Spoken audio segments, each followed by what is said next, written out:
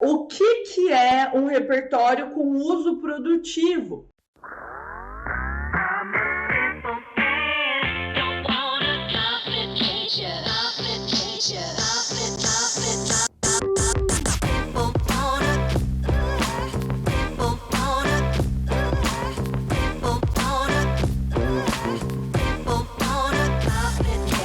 O repertório, ele é avaliado com relação à legitimidade, à pertinência e o uso produtivo ou produtividade, a gente chama assim também. E aí, os corretores, eles ficavam em dúvida, o que é um repertório com uso produtivo? E eles não podem ter essa dúvida, senão a correção de um corretor vai ficar diferente da do outro, e aí isso não vai dar certo, não é mesmo? Então, o INEP, muito gracinha, veio explicar, ou seja, isso que eu tô falando agora não é uma mudança de regra, é uma explicação de uma regra. É o seguinte, o repertório com uso produtivo é um repertório em que há vínculo entre a referência e a discussão proposta. Vamos traduzir o que quer dizer isso. Vínculo é conexão. Conexão. É aquele momento que você está pensando sobre o tema, pensando sobre o repertório e fala, tem a ver. Tem a ver é conexão, tem a ver é vínculo. Referência é o que a gente chama de repertório. E discussão proposta pelo participante é o que a gente chama de argumentação. Ou seja, um repertório com uso produtivo é um repertório em que fica clara, fica explícita, uma conexão entre o repertório e a argumentação. Beleza. Como que eu identifico isso? Aí o INEP falou, vai se dar por meio de 3 casos. Ou vai rolar uma comparação. O que é uma comparação? É quando você aproxima pontos em comum. Ou vai rolar um contraponto, que é quando você coloca pontos opostos, ou uma exemplificação. Então, se isso acontecer, qualquer um desses 3 casos, não os 3 juntos, tá? Qualquer um desses 3 casos, o repertório tem uso produtivo. Eu vou explicar o que é isso. O que são esses 3 casos. A primeira citação que está aqui é a de São Tomás de Aquino. São Tomás de Aquino defendeu que todas as pessoas precisam ser tratadas com a mesma importância. Esse aqui é o repertório. Como saber se esse repertório tem uso produtivo ou não? Olha só, porém a questão dada do tema contraria o ponto de vista do filósofo. Porém, já demonstra oposição. Contraria oposição. Ponto de vista do filósofo, eu estou mostrando que eu estou conectando com o que o São Tomás de Aquino falou. Ou seja, qual dos 3 casos configuram aqui um contraponto? Então, esse é um exemplo de uso produtivo por meio de contraponto. Então, beleza. São Tomás de Aquino aqui tem uso produtivo. A gente tem a citação, que é uma citação indireta. Depois, o conectivo porém, que demonstra oposição. A palavra contraria, que também demonstra oposição. E o ponto de vista do filósofo, que aponta para a conexão. Beleza. Agora vamos ver outro exemplo. A partir da Revolução Industrial, diversos povos passaram por profundas transformações, não só econômicas, como principalmente sociais. Embora a sociedade brasileira atual apresente contornos específicos, ainda é possível visualizar o legado presente na questão do tema.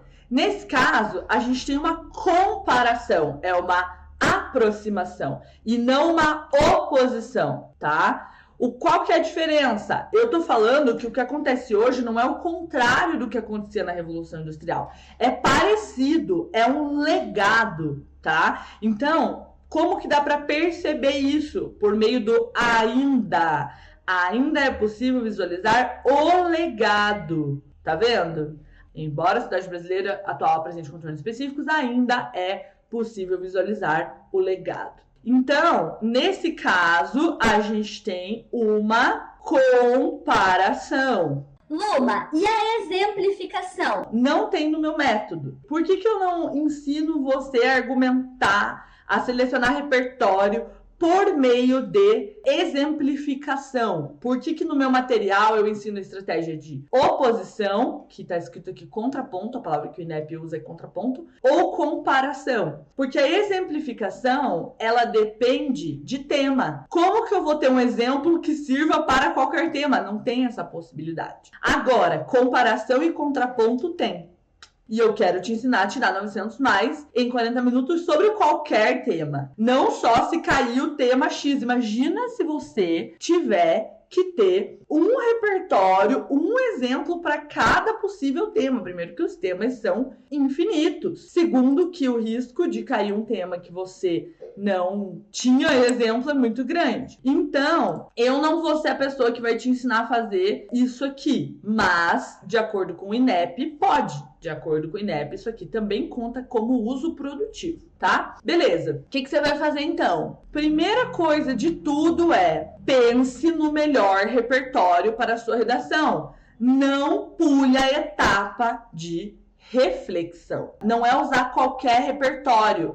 Qualquer um dá certo. É escolher dentre as opções o melhor repertório para sua redação. Então, por exemplo, se eu tô aqui com o material da Luma, tenho várias estratégias de abertura, várias, mas vamos usar essas duas como exemplo, que foram as duas que eu analisei. Eu tenho uma oposição que fala sobre todas as pessoas precisam ser tratadas com a mesma importância. E eu tenho uma alusão à Revolução Industrial que fala que nós temos um legado dela. Eu preciso pensar no tema para poder escolher. Não pode ser um processo mecânico. Você não é uma máquina, você é uma pessoa. E se você não reflete, você não tem como fazer a melhor escolha, tá? Então, não existe um jeito inteligente de fazer isso sem pensar. Então pense para escolher, não é qualquer um. O corretor corrige de acordo com critérios. E esses critérios avaliam 3 coisas no repertório: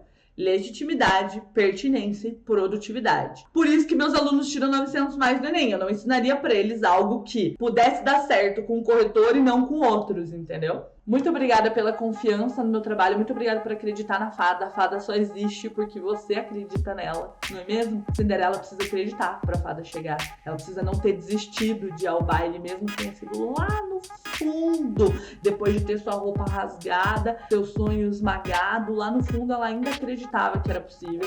E por isso que a fada madrinha apareceu para ela. E aqui tô eu, para ser a sua fada madrinha, para ser a sua fada da redação e para te acompanhar nessa jornada. Eu quero que você saiba que é uma honra, é um prazer, é uma honra mesmo assim que eu desejo validar, que eu desejo ser grata e honrar todos os dias. É um prazer dividir essa jornada com você. Feito? Então feito. Um beijo e tchau!